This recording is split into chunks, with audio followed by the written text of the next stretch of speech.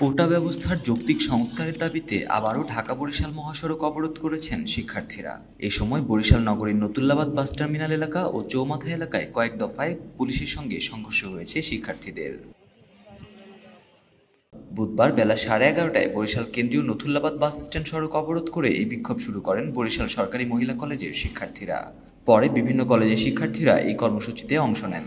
এর আগে সকাল 10টার দিকে হাতেম আলী কলেজ চৌমাথা সংলগ্ন মহাসড়ক অবরোধ করেন শিক্ষার্থীরা।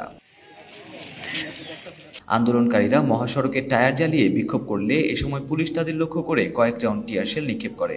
শিক্ষার্থীরা বিভিন্ন গলিতে অবস্থান নিয়ে পুলিশকে লক্ষ্য করে ইটপাটকেল নিক্ষেপ করেছেন। বিপরীতে পুলিশ কয়েক দফায় টিয়ারশেল, সাউন্ড গ্রেনেড ও রাবার বুলেট ছুড়েছে।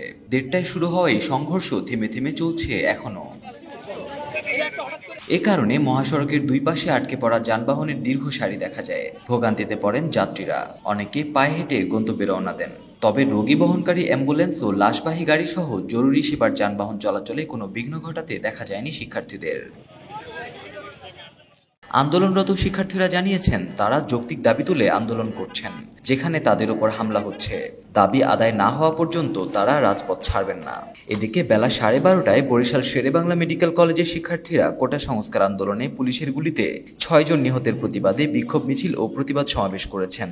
মেডিকেল কলেজের সামনে থেকে শুরু হয়ে বিক্ষোভ মিছিলটি প্রধান সড়ক প্রদক্ষিণ করে অধ্যক্ষের কার্যালয়ে গিয়ে শেষ হয়। শিক্ষার্থীদের সড়ক অবরোধে অপ্রীতিকর ঘটনা যেন না ঘটে এবং যানবাহন ও শিক্ষার্থীদের নিরাপত্তার স্বার্থে সড়কে অতিরিক্ত আইনশৃঙ্খলা রক্ষাকারী বাহিনী মোতায়েন করা হয়েছে। এয়ারপোর্ট থানার পুলিশ পরিদর্শক লোকমান হোসেন জানান, শিক্ষার্থীদের ছত্রভঙ্গ করে দিতে কয়েক রাউন্ড টিয়ারশেল ব্যবহার করা হয়েছে।